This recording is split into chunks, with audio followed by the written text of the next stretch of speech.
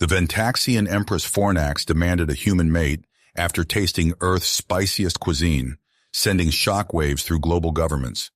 Her massive flagship loomed in Earth's orbit, a silent threat that hung over every decision made in the following hours. At the United Nations headquarters in New York City, world leaders gathered in an emergency session. The atmosphere crackled with tension as Empress Fornax, leader of the technologically advanced Ventaxians, strode into the room. Her gray skin and imposing stature commanded attention from every eye in the chamber. Fornax's initial disappointment in humanity's technological progress was evident in her dismissive glances at the assembled dignitaries. However, her interest peaked when the topic turned to Earth's culinary achievements. She requested a sampling of Earth's most renowned dishes, her alien taste buds curious about the planet's gastronomic offerings. UN officials scrambled to assemble a team of top chefs from around the world. Among them was George Clark, a 35-year-old celebrity chef known for his mastery of spicy cuisines. Selected to represent North America, George felt the weight of responsibility settle on his shoulders as he prepared to cook for the fate of humanity. In a hastily assembled kitchen, chefs from various cultures worked feverishly to create dishes that would impress the alien empress. George focused on crafting an ultra-spicy fusion dish, combining elements of Thai, Indian, and Mexican cuisine. The air filled with a complex blend of aromas as each chef poured their expertise and cultural heritage into their creations. As Empress Fornax tasted each dish, her expression remained unchanged. The hopes of humanity dwindled with each unimpressed bite. Then she reached George's creation. The moment she consumed his spicy masterpiece, a visible change overcame her. Her typically gray skin flushed a deep purple, and beads of sweat formed on her brow. The assembled leaders watched in shock as Fornax declared she had never encountered such a powerful sensory experience in her 200-year lifespan. Her reaction to the spicy dish was unprecedented, and it sparked an immediate and unexpected demand. Fornax insisted that George be brought before her. The room fell silent as she announced her intention to take him as her mate, citing the need to incorporate this newfound spice mastery into the Ventaxian gene pool. The Empress's ultimatum was clear. Earth had 48 hours to comply or face destruction. World leaders convened an emergency session to discuss the unprecedented situation. They weighed the potential consequences of refusing the Empress's demand against the ethical implications of forcing George into an interspecies political marriage. The fate of Earth hung in the balance, all because of a single spicy dish. Meanwhile, George found himself under heavy security, isolated from the outside world as government officials debated his fate. When finally briefed on the situation, his initial shock and vehement refusal were met with mounting pressure from world leaders. They urged him to accept the Empress's proposal for the sake of Earth's survival. As the clock ticked down, humanity faced its greatest challenge yet. The question remained, would Earth's spiciest chef become the unlikely savior of humanity, or would his refusal spell doom for the planet? George Clark stood before the hastily assembled UN Security Council, his chef's whites replaced by a plain gray suit that felt alien against his skin. The weight of billions of lives pressed down on his shoulders as he listened to the impassioned pleas of world leaders. "Mr. Clark, we understand the enormity of what we're asking," said the U.S. Secretary of State, her voice strained. "But you must see that we have no choice. The fate of our entire species rests on your decision." George's gaze swept across the room, taking in the fear and desperation etched on every face. He thought of his family, his restaurant, the life he'd built. Then he thought of the massive Ventaxian warships looming in orbit, their presence a constant reminder of humanity's precarious position. After a long moment, he nodded slowly. "I'll do it," he said, his voice barely above a whisper. "For Earth."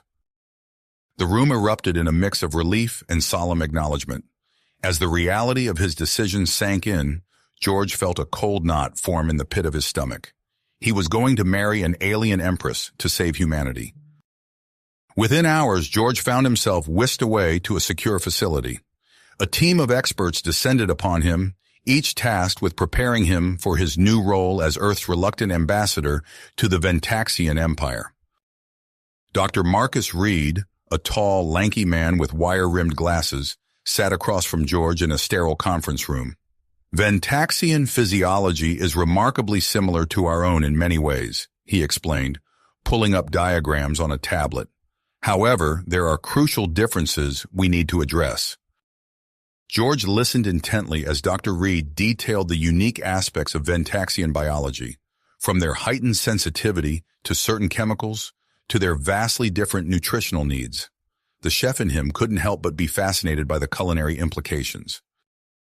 Their taste buds are far more sensitive than ours, Dr. Reed continued, which explains the Empress's extreme reaction to your spicy dish. You'll need to be very careful with your cooking on Ventax. As George absorbed this information, he was interrupted by the arrival of Colonel James Harper. The military officer's presence brought a new tension to the room. "Mr. Clark," Harper said, his voice low and serious, "what I'm about to tell you is classified at the highest levels." He leaned in close. "While you're on Ventax, we need you to gather as much intelligence as possible about their technology and society. You'll be our eyes and ears behind enemy lines." George's eyes widened. "You want me to be a spy?" Harper nodded grimly. "We're counting on you, son. The future of Earth may depend on what you can learn." Over the next few days, George's head spun as he tried to absorb everything being thrown at him. He practiced Ventaxian customs, learned basic phrases in their complex language, and even underwent a crash course in espionage techniques. Outside the facility, the world reacted to the news of George's impending departure. Protests erupted in major cities across the globe. In New York, thousands gathered in front of the UN, holding signs that ranged from "Free George Clark" to "Save Earth, George." The debate raged on news channels and social media. Ethicists argued passionately about the morality of sacrificing one man for the greater good, while others praised George as humanity's savior. As tensions mounted, a new development caught everyone by surprise. Empress Fornax, growing impatient with the delay, positioned her fleet in an aggressive formation around Earth. Military bases worldwide went on high alert, and civilians rushed to stockpile supplies. In a desperate bid to ease tensions, the UN proposed a diplomatic exchange. To everyone's shock, Empress Fornax agreed, dispatching her younger sister, Princess Lyra, as an ambassador to Earth. The arrival of Princess Lyra's sleek spacecraft at JFK International Airport was met with a media frenzy.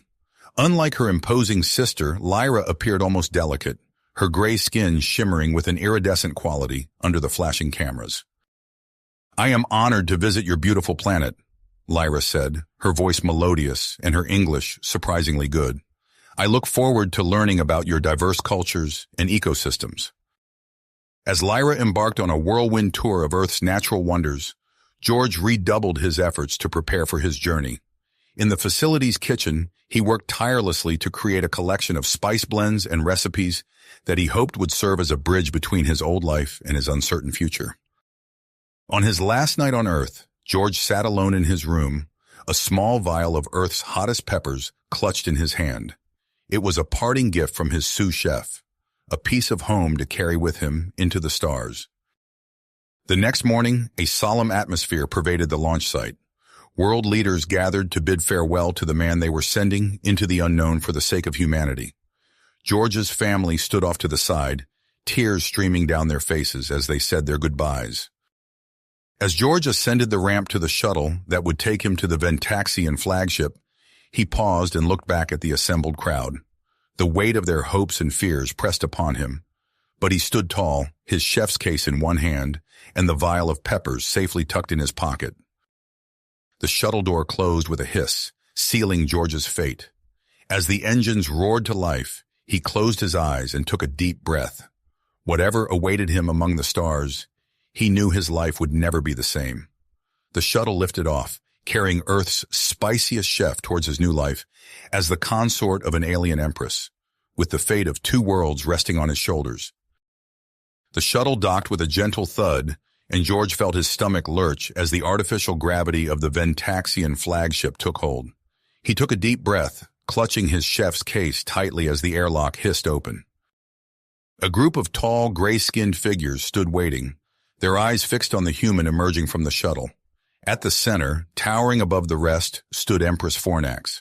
Her imposing height of nearly 8 feet made George feel like a child in comparison. As he approached, George bowed his head respectfully. "Your Imperial Majesty," he said, his voice steady despite his nerves. "I bring a gift from Earth." He opened his case and produced a small, ornate jar filled with a vibrant red powder. Fornax's eyes widened with interest. She took the jar, examining it closely before unscrewing the lid and taking a cautious sniff. Her nostrils flared, and a faint purple flush colored her cheeks. "Fascinating," she said, her voice deep and resonant. "What is this concoction, George Clark of Earth?" "A special spice blend I created for you, Your Majesty," George explained. "It combines some of Earth's most potent flavors." Fornax nodded approvingly. "Come," she commanded, turning abruptly. "Let us show you your new home." As they walked through the ship's corridors, George marveled at the sleek, advanced technology surrounding him. Holographic displays flickered on walls, and silent hover droids zipped past on inscrutable errands. Their tour eventually led them to the ship's mess hall. George's culinary instincts immediately kicked in as he observed the crew eating. Row after row of Ventaxians sat before trays filled with an unappetizing gray paste. "Is this what you eat?" George asked, unable to hide his dismay. A tall, thin Ventaxian in a white uniform stepped forward. "This nutrient paste provides all essential sustenance required for optimal Ventaxian health," he stated matter-of-factly. George turned to Empress Fornax. "Your Majesty, if I may, I believe I could introduce some variety to your crew's diet, not just for pleasure, but for potential health benefits as well." Fornax considered this for a moment. "Intriguing. Zax," she addressed the nutritionist, "provide George Clark with a workspace and resources. Let us see what Earth's cuisine can offer us." Over the next few days, George threw himself into his work. He set up a small kitchen in his quarters, experimenting with the unfamiliar Ventaxian ingredients. The challenge of creating flavors to please alien palates invigorated him, reminding him of why he'd fallen in love with cooking in the first place. As he worked, George kept his eyes and ears open, gathering what information he could about Ventaxian technology and society. He learned of a growing movement within the Empire, advocating for peaceful interactions with other species. His presence on the ship and his culinary contributions had become a topic of heated debate among the crew. One evening, as George was putting the finishing touches on a new recipe, his door chimed. To his surprise, Empress Fornax entered, looking uncharacteristically uncertain. "George Clark," she said, her voice softer than he'd ever heard it. "May we speak?" George gestured to a chair. "Of course, Your Majesty." Fornax sat, her large frame making the furniture seem comically small. "I find myself troubled," she admitted. "The burden of ruling an empire is not always easy to bear." George listened as Fornax spoke of the challenges she faced, maintaining control over vast territories, balancing the desires of her people with the needs of the empire, and the constant fear of appearing weak to her subjects or rival powers. Drawing on his years of managing high-pressure kitchens, George offered what advice he could. "In my experience, Your Majesty, true strength often comes from flexibility and adaptability, not rigid control." Fornax nodded thoughtfully. "Perhaps there is wisdom in your words, George Clark, and in your cooking as well. I have noticed a change in the crew's morale since you introduced your Earth flavors." As their conversation continued, George felt the dynamic between them shifting. The imposing Empress was revealing a more complex, vulnerable side of herself. Meanwhile, unbeknownst to George, events on Earth were taking a dramatic turn. Princess Lyra's diplomatic tour had ended in disaster when her transport crashed in the Amazon rainforest.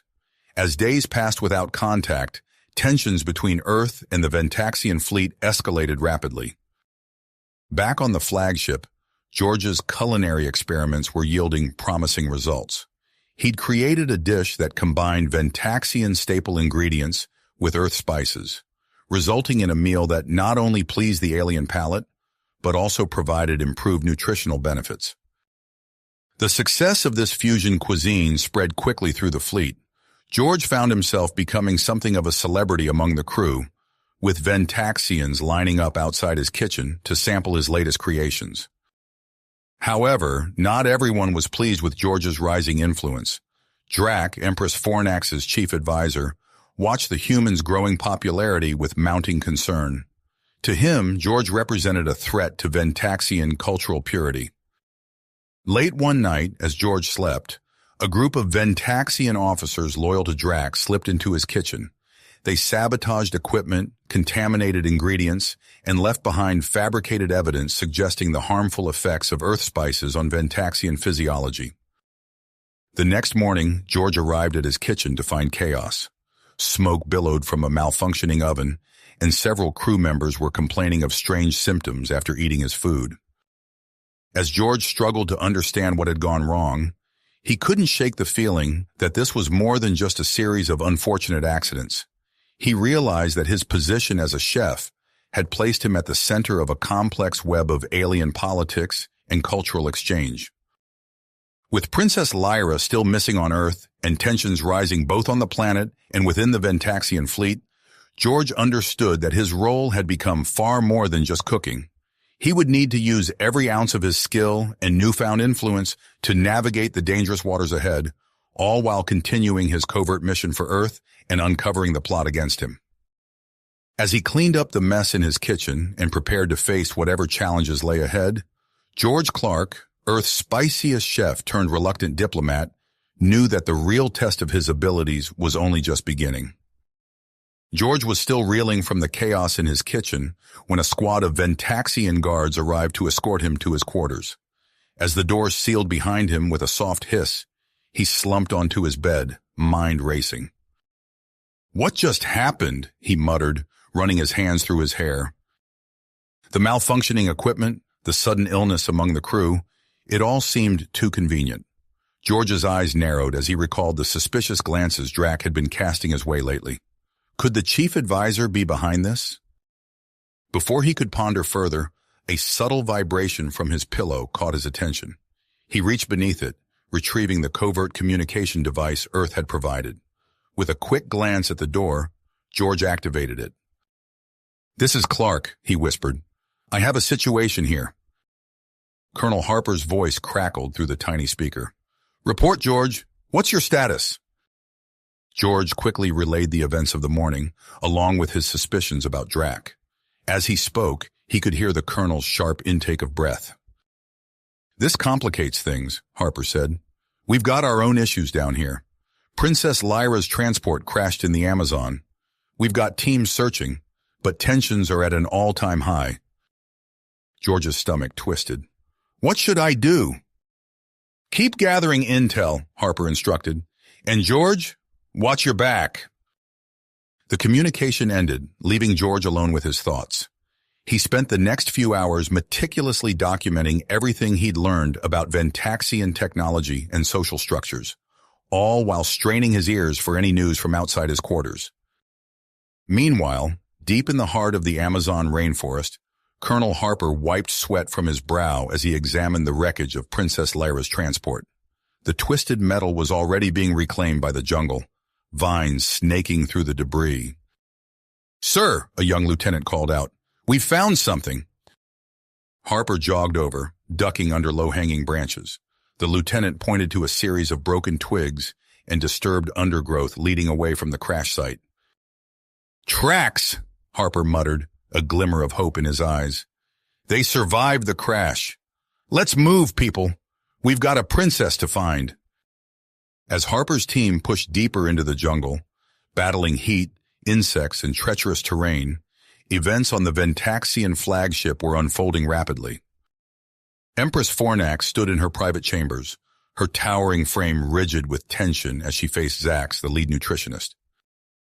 "Are you certain of this, Zax?" she asked, her voice low and dangerous. Zax nodded, his thin frame trembling slightly. "Yes, Your Majesty. My investigation revealed clear signs of tampering in the kitchen and spice storage areas. The toxin that caused the crew's illness was deliberately introduced. Fornax's eyes flashed with anger. And the human, George Clark? All evidence suggests he is innocent, Your Majesty, Zax replied. In fact, my analysis shows that his spice blends have been improving crew health and morale. The Empress turned to gaze out at the stars, her mind whirling. She had grown fond of the human chef, finding his passion for food and his unique perspective refreshing. The thought that he might have betrayed her trust had been painful. Who is responsible? She demanded. Zax hesitated, then spoke softly.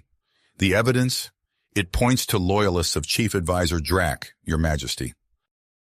Fornax's hands clenched into fists. She was about to respond when an urgent communication interrupted them. Your Imperial Majesty, a nervous officer's voice came through. We've received a transmission from Earth. They wish to discuss a matter of utmost importance. Minutes later, Fornax sat in her command chair, her expression unreadable as she listened to the human leaders explain the existence of George's covert communication device. As the implications sank in, she felt a complex mix of emotions, anger at the deception, grudging respect for the human's ingenuity, and a deep personal sense of betrayal. As soon as the transmission ended, she summoned Drac to her chambers. The chief advisor entered, his usual air of superiority somewhat diminished by the Empress's icy glare. Explain yourself, Fornax commanded, her voice like steel. Drac straightened his posture. Your Majesty, everything I've done has been for the good of our people. This human, this George Clark, represents a threat to our way of life. His influence is spreading like a virus through our fleet. And the sabotage? The poisoning of our own crew? Fornax's voice rose. Was that for the good of our people as well? Drac's response was cut short by another incoming transmission. This time, it was Princess Lyra's face that appeared on the screen, her gray skin smudged with dirt, and her eyes alight with an unfamiliar excitement. Sister, Lyra began, I have so much to tell you about Earth and its people. They are not the primitive species we thought them to be. Their resilience, their adaptability, it's remarkable. As Lyra recounted her harrowing experience in the Amazon and the bravery of her human rescuers, Fornax felt her perspective shifting. She glanced at Drac, noting the barely concealed disdain on his face. The Empress's decision crystallized. Release George Clark, she commanded, and summon him to the negotiation chambers. It's time we had a long overdue discussion about the future of our species. In his quarters, George was putting the finishing touches on his plans for a grand feast, a culinary demonstration of how Earth and Ventaxian cuisines could complement each other. He looked up as the door slid open, revealing a contingent of guards. Chef Clark, the lead guard announced, your presence is required in the negotiation chambers.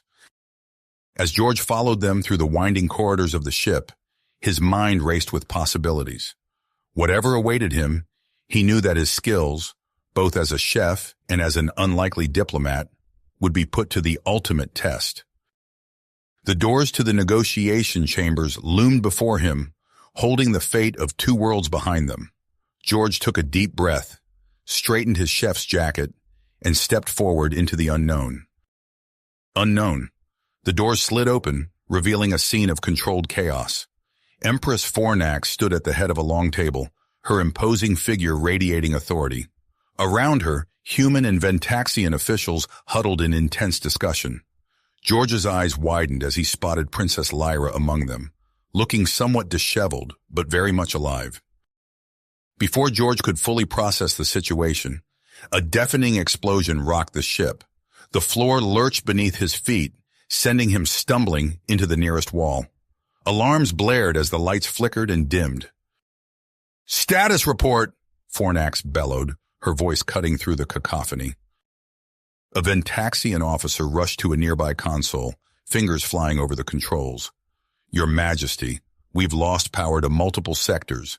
Life support and artificial gravity are failing. George's culinary instincts kicked in, his mind immediately assessing resources and improvising solutions. The kitchens, he blurted out. They have backup power generators for the refrigeration units. Fornax's eyes locked onto him, a flicker of recognition passing over her features. But before she could respond, the ship's speakers crackled to life. "Attention all personnel," Drax's voice echoed throughout the chamber, dripping with smug satisfaction. "In light of this blatant act of human sabotage, I am hereby invoking emergency protocols. All humans are to be detained immediately. Empress Fornax, for your own safety, I must insist you remain in your quarters." The room erupted into pandemonium. Human delegates protested their innocence, while Ventaxian officials argued amongst themselves. George felt a hand grip his arm and turned to find Princess Lyra at his side. "We need to move," she hissed, pulling him towards a side exit. "Drax's forces will be here any moment." As if on cue, the main doors burst open, revealing a squad of heavily armed Ventaxian guards. "Detain the humans!" their leader shouted. George didn't need to be told twice. He and Lyra slipped through the exit, finding themselves in a dimly lit corridor. The artificial gravity fluctuated wildly, making every step a challenge. "This way," George said, leading them towards the kitchens. "I know a shortcut." They navigated through the ship's winding passages, the sounds of pursuit growing fainter behind them. As they rounded a corner, they nearly collided with a familiar face. "Zax!" George exclaimed, recognizing the Ventaxian nutritionist. Zax's eyes darted between George and Lyra. "Chef Clark, Your Highness," he stammered. I believe I know what's really happening here." George raised an eyebrow. "What do you mean?" Zax lowered his voice. "The explosion. It wasn't human sabotage. I saw Drax's followers near the power distribution node just before it happened." Lyra's expression hardened. "We need proof. Can you take us there?" Zax nodded nervously. "Follow me." The trio made their way to the damaged section of the ship. The corridor leading to the power distribution node was a mess of twisted metal and sparking wires. George's chef's eye quickly took in the scene, noting details that seemed out of place. "Look at this," he said, pointing to a section of the wall. "These scorch marks, they're not consistent with an accidental explosion." Zax nodded eagerly. "Exactly! And look here!" He gestured to a small device partially hidden in the debris. "This is a Ventaxian demolition charge. It's what we use for controlled detonations during ship repairs." Lyra's eyes narrowed. "We need to get this information to my sister." A distant commotion caught their attention. Drax's forces were getting closer. "Wait," George said, an idea forming. "The ship's recycling systems. I've been studying them for my cooking. If we can repurpose them, we might be able to restore some power." Zax's eyes lit up. "Brilliant. We can use the protein reclamators to generate an electric current. It won't be much, but it might be enough to bypass Drax's control of the main systems." They set to work, George's culinary knowledge blending seamlessly with Zax's technical expertise. Lyra kept watch, her royal composure belying the tension in her posture. After what felt like hours but was likely only minutes, their makeshift power system sputtered to life. A nearby console flickered on, its screen filled with static. "We need to warn Earth," Lyra said urgently. George nodded, his fingers dancing over the unfamiliar controls. He composed a brief message, explaining the situation and urging for calm. Just as he hit send, the sound of boots echoed down the corridor. "They've found us," Zax whispered, fear evident in his voice. George looked around frantically, searching for an escape route. His eyes landed on a maintenance hatch. "Quick, in here!" They squeezed through the narrow opening, just as Drax's forces rounded the corner. From their hiding spot, they could hear the soldiers' confusion at finding the area empty. "We need to find the Empress," Lyra whispered. "She'll be heading for the auxiliary control room to override Drax's commands." George nodded, his mind racing. "I think I know a way through the maintenance tunnels, but we'll have to hurry. If Drax realizes what we've done..." He didn't need to finish the thought. They all knew the stakes. With Earth now warned and evidence of Drax's treachery in hand, they had a chance to prevent an interstellar war. But time was running out. As they crawled through the cramped maintenance tunnel, George couldn't help but marvel at the absurdity of his situation. He'd come aboard as a chef, tasked with improving alien cuisine. Now he found himself at the center of a potential conflict that could shape the future of two civilizations. The ship shuddered around them, a reminder of the damage it had sustained. In the distance, they could hear the muffled sounds of Drax's voice over the intercom, rallying his supporters and condemning the humans. George gritted his teeth, pushing forward. He'd faced high-pressure situations in the kitchen before, but nothing like this.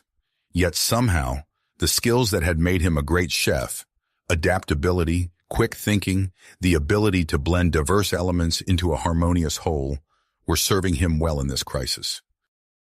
As they neared the auxiliary control room, the gravity stabilized, making their progress easier. George could only hope they weren't too late. The fate of Earth, the Ventaxian Empire, and the future of human-alien relations all hung in the balance. And somehow, improbably, it all seemed to rest on the shoulders of a chef who had only wanted to introduce aliens to the joys of Earth cuisine. Cuisine. As they neared the auxiliary control room, a sudden explosion rocked the ship, throwing them off balance. Alarms blared, their shrill wails echoing through the maintenance tunnel. "That can't be good," George muttered, steadying himself against the wall. Zax's eyes widened in panic. "We need to move faster. Something's very wrong." They quickened their pace, scrambling through the narrow passage until they reached a junction. Just as George was about to suggest which way to go, the sound of approaching footsteps made them freeze. "In here," Lyra whispered urgently, pulling them into a small alcove. They held their breath as a group of Drax soldiers marched past, their weapons at the ready. George's mind raced, trying to find a way out of their predicament. His hand brushed against his pocket, feeling the outline of the spice containers he'd been carrying for his planned feast. An idea struck him. "I think I have a plan," he whispered to his companions. "But it's going to get spicy." Quickly, George explained his improvised smoke bomb idea. Zax nodded approvingly, while Lyra looked skeptical but determined. "It's worth a shot," she conceded. George set to work, mixing various spices from his pocket into a potent combination. The pungent aroma made his eyes water, and he knew it would be even more intense for the Ventaxians' sensitive olfactory systems. As another group of soldiers approached, George gave a nod to his companions. "Ready?" On his signal, they burst out of their hiding spot. George hurled his makeshift spice bomb at the surprised soldiers. The container shattered, releasing a cloud of intense, eye-watering spices. The effect was immediate and dramatic. The Ventaxian soldiers reeled back, coughing and sputtering, their eyes streaming. In the confusion, George, Zax, and Lyra slipped past them and dashed down the corridor. "That was brilliant!" Zax exclaimed as they ran. They didn't have long to celebrate their small victory. The ship-wide intercom crackled to life, Drax's voice booming through the corridors. "Attention all personnel. The human saboteurs have initiated the ship's self-destruct sequence. We have 30 minutes until detonation. All loyal Ventaxians, report to your emergency stations. Capture the humans at all costs." George's heart sank. "Self-destruct? He's gone completely mad." Lyra's expression hardened. "We need to split up. I'll try to reach my sister in the auxiliary control room. You two need to get to the ship's core and stop that self-destruct sequence." George wanted to protest, to insist they stick together, but he knew she was right. They had no time to argue. "Be careful," he said, meeting Lyra's eyes. She nodded, a hint of a smile on her face. "You too, Chef. It seems Earth's cuisine might just save us all." With that, they parted ways. George and Zax raced towards the ship's core, their path now clear thanks to the chaos caused by Drax's announcement. As they ran, George's mind whirled with possibilities. "Zax, how much do you know about the ship's ventilation system?" The nutritionist looked surprised by the question. "Quite a bit, actually. It's crucial for maintaining proper air quality for our diverse crew." "Why?" George explained his idea to use the ventilation system to disperse a carefully crafted spice blend, hoping to incapacitate Drax's forces without causing permanent harm. Zax's eyes lit up. That's brilliant, and with my knowledge of Ventaxian biology, we can make it even more effective. They reached a maintenance access point and climbed into the ship's inner workings. As they made their way towards the core, they gathered ingredients from storage lockers and botanical labs they passed. The ship shuddered around them, the damage from the earlier explosion taking its toll. They could hear distant shouting and the sound of running feet, evidence of the panic spreading through the crew. Finally, they reached the massive chamber housing the ship's core. The self-destruct mechanism glowed ominously, its countdown visible on a large display. 20 minutes remaining. "Cover me," George said, approaching the console. "I'll try to disable it." Zax stood guard while George examined the complex array of controls. His cooking skills had taught him to work well under pressure, but this was on a whole new level. As George's fingers flew over the unfamiliar controls, alarms blared. A group of Drax loyalists burst into the chamber, weapons raised. "Step away from the console," their leader shouted. George raised his hands slowly, his mind racing. They were so close, but with guns trained on them, their options were limited. Suddenly, a new voice rang out. "Stand down, immediately!" George turned to see Princess Lyra striding into the room, her posture regal despite her disheveled appearance. Behind her stood Empress Fornax, flanked by loyal officers. The room froze in a moment of tense silence. Then, to George's amazement, Drax's forces lowered their weapons. Fornax stepped forward, her voice filled with authority. "This madness ends now. Drax's actions have brought us to the brink of destruction. Will you continue to follow him, or will you stand with your rightful Empress to save our people and forge a new path forward?" The soldiers exchanged glances. Then, one by one, they knelt before Fornax. With the immediate threat neutralized, George turned back to the self-destruct console. "I hate to interrupt, Your Majesty, but we still have a rather pressing issue to deal with." Fornax nodded, quickly moving to his side. "What do you need?" George gestured to the complex controls. "A crash course in Ventaxian technology would be helpful." As Fornax guided him through the shutdown procedure, Lyra and Zax worked to stabilize the ship's systems. The countdown ticked relentlessly onward. 10 minutes remaining. George's fingers danced over the controls, following Fornax's instructions. Sweat beaded on his brow as he input the final command sequence. 5 minutes remaining. The room held its collective breath as the console processed the shutdown command. For a heart-stopping moment, nothing happened. Then, with a series of beeps, the countdown froze. The ominous glow of the self-destruct mechanism faded. A cheer went up from everyone in the room. George sagged with relief, the adrenaline that had been driving him suddenly draining away. Fornax placed a hand on his shoulder. "Well done, Chef Clark. It seems we owe you a great debt." Before George could respond, a new alarm sounded. Zax rushed to a nearby console, his expression grim. "Your Majesty," he said urgently, "we have another problem. The ship's orbit is decaying. If we don't stabilize soon, we'll be pulled into Earth's atmosphere." George straightened up, his exhaustion forgotten. It seemed their adventure was a long way to go. "What do we need to do?" he asked, ready to face whatever new challenge awaited them. "We need to stabilize the ship's orbit," George said, his mind already racing through potential solutions. "Any ideas?" Zax's eyes widened as he scanned the console readouts. "The main thrusters are offline, but we might be able to use the maneuvering jets to push us back into a stable orbit." Empress Fornax nodded. "Do it. I'll contact the engine room and see if we can get the main drives back online." As Zax worked feverishly at the controls, George felt a sudden lurch. The artificial gravity flickered, and he found himself floating a few inches off the ground. "Gravity systems are malfunctioning," Zax reported, his voice tight with concentration. "We're losing power across multiple decks." George grabbed onto a nearby railing, steadying himself. "We need to get to the central core. That's where we can shut down the self-destruct sequence and regain control of the ship's systems." Fornax turned to her loyal officers. Secure this area and begin restoring order to the ship.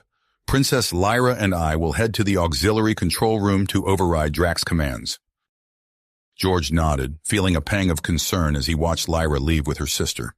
He pushed the feeling aside, focusing on the task at hand. Let's go, Zax. We don't have much time. They set off through the ship's corridors, now a chaotic maze of flickering lights and panicked crew members. George's chef's instincts kicked in as he nimbly navigated through tight spaces and around obstacles. Zax proved equally adept, his intimate knowledge of the ship's layout, guiding them through shortcuts and maintenance passages. As they ran, the ship's intercom crackled to life. Empress Fornax's voice rang out, clear and authoritative. Attention all crew members. This is your Empress speaking. Drac has betrayed us all, endangering not only our ship, but the future of Ventaxian human relations. I urge you to resist his forces and aid in our efforts to regain control of the flagship. Together, we can prevent this disaster and forge a new path forward. The message seemed to have an immediate effect. As George and Zax pressed on, they encountered fewer of Drax's loyalists and more crew members actively working to restore order. They were nearing the central core when a group of Drax supporters rounded the corner, weapons raised. George's hand instinctively went to his pocket, feeling the familiar shapes of his spice containers. Zax, he whispered urgently, I have an idea, but I need you to trust me. The nutritionist nodded, his eyes never leaving the approaching guards. George quickly mixed several potent spices from his stores, creating a concoction that would make even the hardiest human's eyes water. With a silent prayer, he hurled the mixture towards the guards. The effect was instantaneous. The Ventaxians reeled back, coughing and sputtering, as their sensitive olfactory organs were overwhelmed by the pungent blend. Taking advantage of their distraction, George and Zax slipped past, racing towards the central core. They burst into the massive chamber housing the ship's core, the self-destruct mechanism glowing ominously at its center. A large display showed the countdown, 15 minutes remaining. We need to disable it, George said, approaching the complex array of controls. Talk me through it, Zax.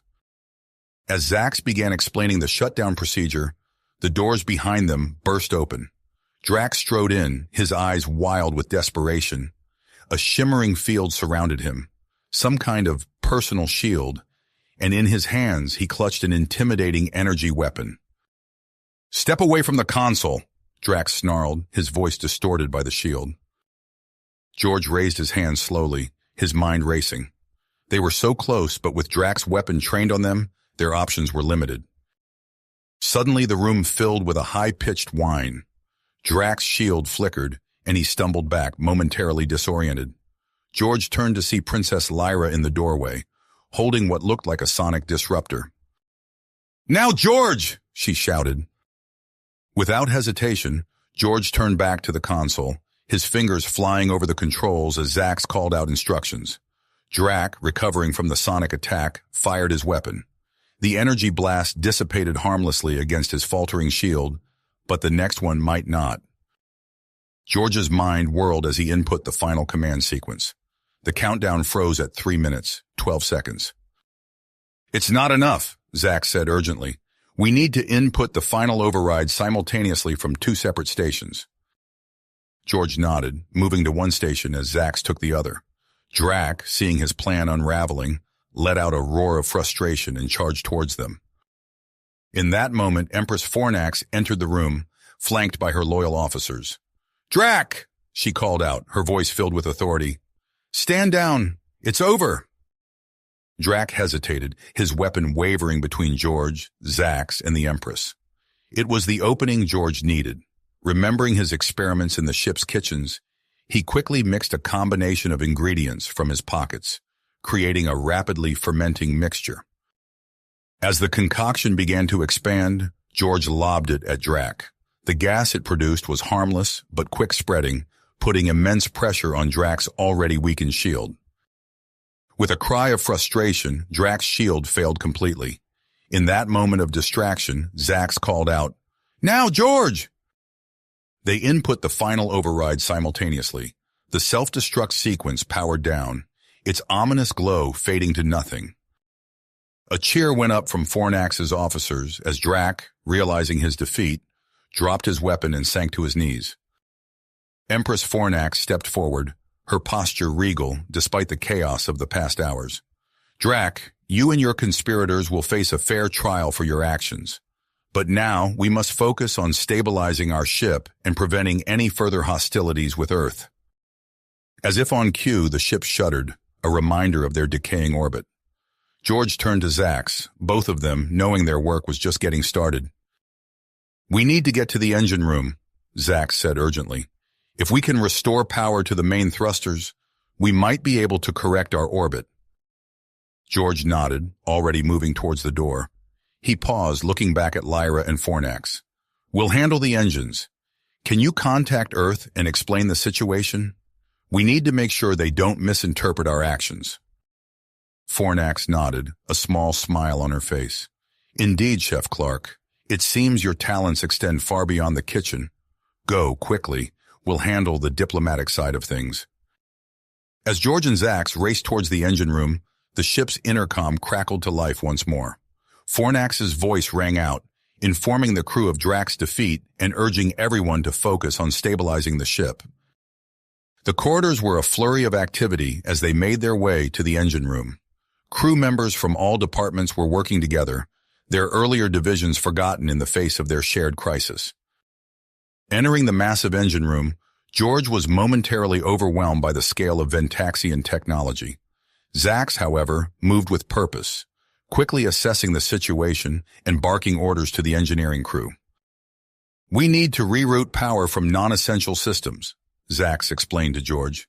Can you help recalibrate the power distribution matrix? George nodded, rolling up his sleeves. As he worked alongside Zax and the Ventaxian engineers, he couldn't help but marvel at how his culinary skills, his attention to detail, his ability to balance complex flavors, his knack for improvisation were serving him well in this crisis. Slowly but surely, they began to restore power to the ship's systems. The main thrusters sputtered to life, their low hum building to a reassuring roar. We're doing it, Zax exclaimed, his eyes fixed on the readouts. Our orbit is stabilizing. A cheer went up from the engineering crew. George allowed himself a moment of relief, but he knew their challenges were nowhere near the end. The diplomatic situation with Earth remained tense, and the ship had suffered significant damage during the crisis. As if reading his thoughts, Zax turned to him, his expression a mix of exhaustion and persistence. We've averted the immediate danger, but we have a long way to go before we can relax. George nodded, already considering their next steps. The future of human-Ventaxian relations hung in the balance, and he had a feeling his role in this interstellar drama was far from finished. Over. George took a deep breath, steadying himself against the engine room console. The immediate danger had passed, but the real work was just beginning. We need to address the situation with Earth, George said, turning to Zax. They must be on high alert after everything that's happened. Zax nodded, his eyes still fixed on the readouts. Agreed. We should head to the bridge and coordinate with Empress Fornax. As they made their way through the ship's corridors, George's mind raced with possibilities. The chaos of the past few hours had shown him the fragility of interspecies relations, but also the potential for cooperation. An idea began to form in his mind, one that could bridge the gap between humans and Ventaxians. When they arrived on the bridge, they found Empress Fornax and Princess Lyra engaged in a tense conversation with Earth's representatives via holographic communication. Colonel James Harper's stern face flickered in the center of the room, his expression a mix of concern and suspicion. Assure you, Colonel, that the threat has been neutralized, Fornax was saying. We are taking all necessary steps to... George stepped forward, clearing his throat. Your Majesty, if I may... Fornax turned, eyebrow raised. Of course, Chef Clark. Your insights have proven invaluable thus far. George addressed both Fornax and the hologram of Colonel Harper. I have a proposal that might help ease tensions and promote understanding between our species. All eyes turned to him as George outlined his plan for an interstellar culinary summit. He spoke of a grand feast aboard the Ventaxian flagship, bringing together human and Ventaxian delegates to share in the best of both cultures' cuisines. As he described his vision, George saw the suspicion in Colonel Harper's eyes begin to fade, replaced by curiosity. Empress Fornax's expression shifted from surprise to genuine interest. "A fascinating proposition, Chef Clark," Fornax said when he had finished. She turned to the hologram. "Colonel Harper, would Earth be amenable to such an event?" Harper stroked his chin thoughtfully. "It's an unconventional approach, but given recent events, perhaps unconventional is exactly what we need. I'll discuss it with my superiors, but I believe we can arrange a delegation." With tentative agreement reached, George threw himself into preparations. The next few days were a whirlwind of activity as he divided his time between the ship's kitchens and meetings with Ventaxian officials. In the kitchens, George worked alongside Ventaxian chefs, teaching and learning in equal measure. He marveled at the alien ingredients before him: vegetables that changed color when cut, spices that reacted to temperature in unexpected ways, and proteins with textures unlike anything on Earth. "Try this," he said to Zax, who had become his unofficial assistant and taste tester. George held out a spoon filled with a shimmering, purple sauce. Zax sniffed it cautiously before taking a taste. His eyes widened in surprise. "It's spicy, but also sweet, and there's an undertone I can't quite place." George grinned. "That's the Ventaxian fungus we found in the hydroponics bay. I've combined it with earth chilies and a bit of mango. It's a perfect representation of our two cultures coming together." As the culinary preparations progressed, George also found himself involved in discussions about Drac and his conspirators. In a private meeting with Empress Fornax, he shared his thoughts on leadership and justice. "Your Majesty," he began, choosing his words carefully, "on Earth, we've learned that punishment alone often breeds more resentment. Perhaps this is an opportunity to show both our peoples a different way forward."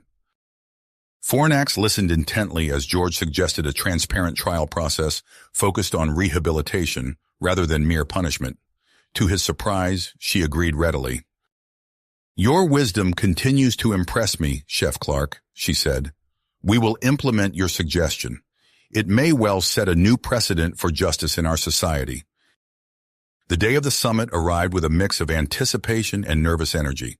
George stood in the transformed main hall of the Ventaxian flagship, surveying the blended decor that showcased the best of both worlds. Earth plants were artfully arranged alongside Ventaxian crystals, while the tables were set with a mix of human and Ventaxian dining implements. As the delegates began to arrive, George retreated to the kitchen for final preparations. He moved from station to station, checking dishes and offering last-minute adjustments to his team of human and Ventaxian chefs. The meal began with a series of small appetizers designed to introduce each species to the other's flavor profiles. George watched with satisfaction as humans and Ventaxians alike reacted with surprise and delight to the unfamiliar tastes. When the main course arrived, George's centerpiece dish of spicy earth peppers and rare Ventaxian fungus, the room fell silent for a moment before erupting in a chorus of appreciative murmurs and exclamations. "This is remarkable," Colonel Harper said, his stern demeanor softening. "I've never tasted anything quite like it." Beside him, a Ventaxian diplomat nodded enthusiastically. "The interplay of flavors is most intriguing. It challenges our palate in the most delightful way." As the meal progressed, George observed the barriers between humans and Ventaxians beginning to crumble. Animated conversations filled the air, with delegates from both species finding common ground in their shared experience of the feast. Princess Lyra moved from table to table, sharing stories of her time on Earth and helping to bridge the cultural gap. Her easy manner and genuine curiosity seemed to put everyone at ease.